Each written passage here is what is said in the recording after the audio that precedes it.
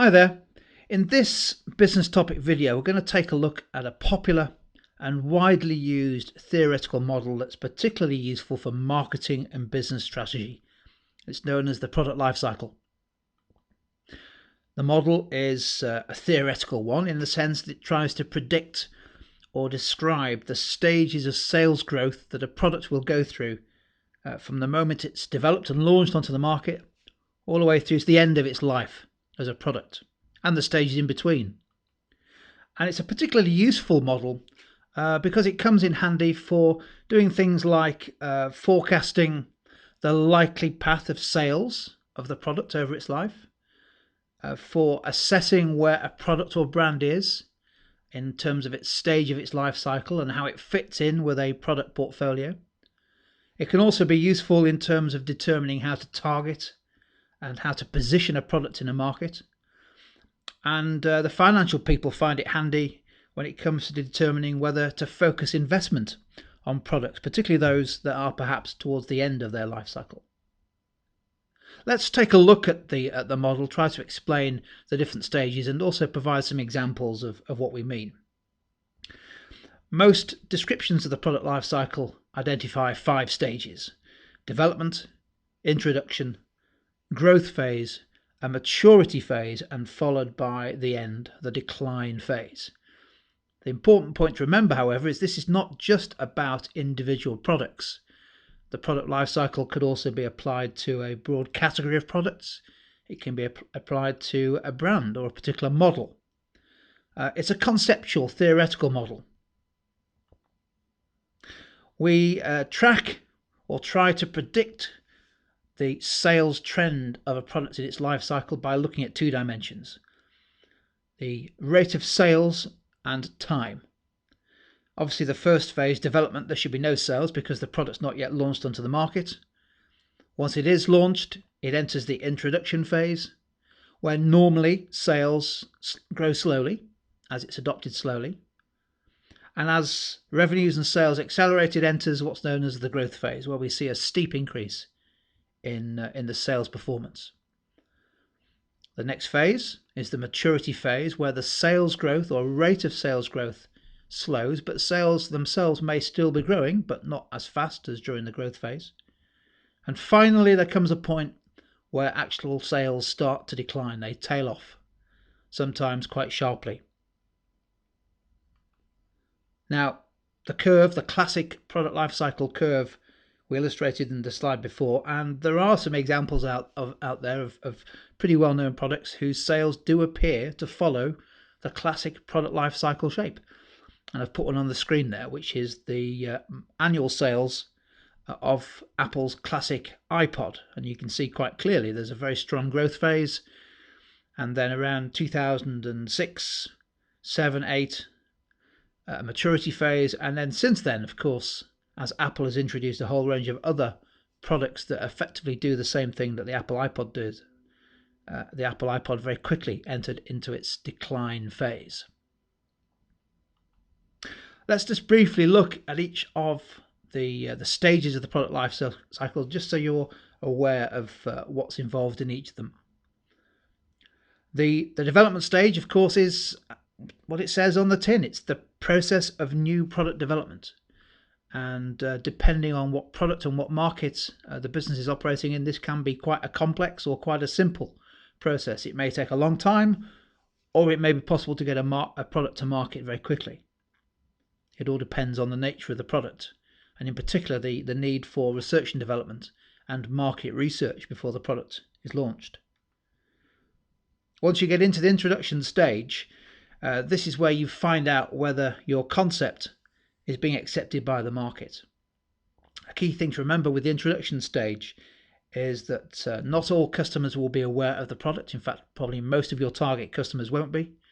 So there's a need to spend quite heavily on promotion to make your target consumers aware of the new product launch. If you're manufacturing that product, it's likely that because of the low demand, you're operating at quite a low level of capacity utilization, and therefore unit costs are relatively high. And as a consequence of that, plus also the investment in marketing required to make the product launch and introduction stage successful, usually new products have a negative cash flow associated with them. So sales may be growing, but actually they're not generating cash.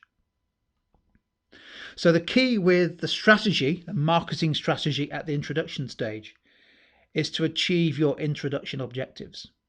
And typically this is to find customers who are willing to adopt the product.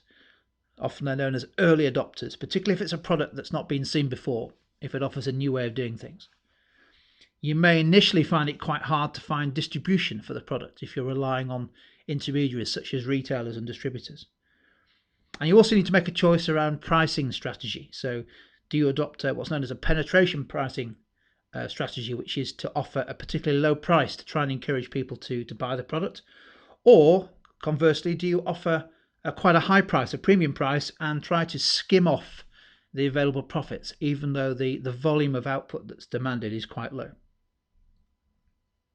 Once you get to the growth stage, you start to identify a product that is a winner. And the key here is to maximize the strength of the growth phase and establish the product as a successful product in the marketplace. So the growth stage is always characterized by much faster revenue growth, more consumers finding the product, perhaps through word of mouth recommendation. And a key response of the market is often that competitors in the market spot you've got a winner and they try to replicate it or copy your product. So it's often the case in the growth phase that you see lots of new competitor products trying to enjoy the same success that your product has had. However, as you're making more and as you're selling more, you should see unit costs start to fall, particularly if you're achieving economies of scale. And as a result, the product ought to be profitable and should generate a positive cash flow, depending, of course, on the need for marketing spend to sustain the growth stage. So slightly different strategies required in the growth stage. It's important to try and maximize the distribution of the product to reach as wide a target audience as possible. To try and build market share, this strategy called market penetration, which you may have heard of when you've looked at the Ansoff matrix. And of course, all the time you're looking to continually improve the product, perhaps add some more features, some different styles, some new options, a constant process of product development to try and sustain the fast growth that you're enjoying. Now, when we get to the maturity stage, things get a little bit more difficult, particularly for businesses whose products are not the market leaders.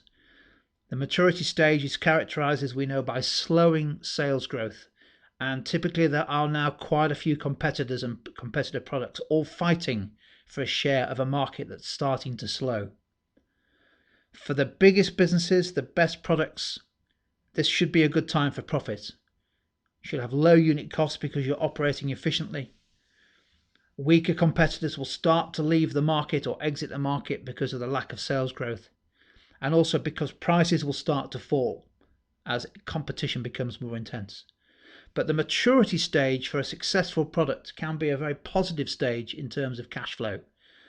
If you think about it, you've already made all your investment. You've invested in product design, development and launch. You've spent heavily on marketing to build a customer base. You've almost certainly already invested in the capacity to make the thing. So there's not that much more than you need to spend on this product. You just enjoy the profitable sales that it's achieving. So the key thing for a mature product, and particularly a market leading product, is to try to maximize the return. So you're constantly looking at the product to seeing whether it can be slightly repositioned or differentiated. You're constantly trying to maximize the distribution, and also you can start to implement what is known as extension strategies. Can you find some new users who are late to the product but who could be quite profitable? Can you find some new uses of the product to extend that maturity phase even longer? Can you slightly reposition the product in the marketplace to extend the maturity phase?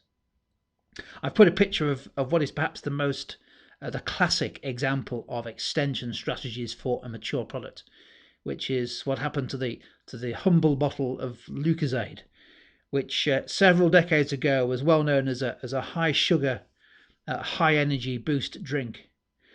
And very cleverly, the makers of Lucozade repositioned the product as a high performance sports drink. And the rest, as they say, is history. A great example of an extension strategy. The final stage, bad news for products that find themselves in the decline stage. Their sales are falling. Almost certainly the market is falling as well. We'll start to see a significant reduction in profits and cash flow because the revenues aren't sufficient to cover the costs. And what happens is, if this is a decline phase for a market as a whole, we see competitors leaving the market, but still leaving capacity, and there follows a pretty intense battle to squeeze out the last remaining pounds of profit before the market and the product as a whole becomes unsustainable. Now, of course, there are lots of reasons why products enter the decline stage. Chiefly these days, technological change is the key reason. The rapid advances in technological change are said to be shortening the product life cycles of so many products and services. But it's not just that, of course, it can be just simple changes in society tastes and preferences. And of course, it can be increased competition, perhaps providing a substitute product, an alternative product for yours. The decline phase can come across a business and a product very quickly, particularly if a business fails to innovate and keep on top of what competitors are doing. So the right strategy for the decline phase is simple. Just try to make the most of what's a difficult time. Cut back on the marketing, cut back on all spending. If you can continue to squeeze a profit out of the product, do so. If you can find a way of continuing to support loyal customers, do so. But if you can't, bite the bullet, close the product, move on. So that's briefly explaining there the 5 stages of the product life cycle. And the key thing to remember is it's a theoretical concept. It's not meant to predict precisely the sales of any one particular product. And almost by definition, the nature, the shape, the size of the product life cycle for any particular product in industry will vary. And also, it's quite hard to know how long the product life cycle will last because, as we can see, there are lots of factors that influence when a product moves from one stage to another. It's also possible to identify a whole bunch of products like Heinz baked beans, where there's no sign of a decline phase. There's something about the product that means it's perhaps always permanently going to be in a maturity phase. Let's just briefly give you a couple more examples of the life cycle in action. We'll just take the consumer electronics sector as a good starting point, just to give you a flavour for what do we mean by the different stages of the life cycle. Development phase, well, you've seen it, haven't we? Go into any Apple store now, you can buy consumer drones. They're on the shelves. Who knows what other consumer products using drone technology will arrive over the next few months and years. But the key thing to remember is that drone technology is increasingly a consumer product and service, but it was developed, like so many things, out of investment into research and development by the military. The launch phase, a good example, is the increasing flow of new products that have been launched recently in what are known as the wearable technology sector. So at each of the big mobile conferences in Barcelona, we see dozens and dozens of new wearable gadgets, all vying for the attention of the early adopters.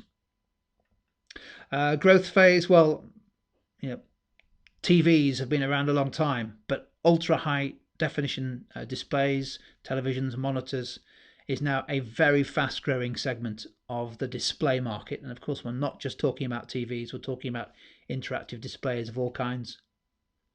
If you're looking for an example of maturity, look no further than the LED TV set, the staple standard TV these days. A highly mature product globally, still growing, but very slowly, a classic example of a mature phase.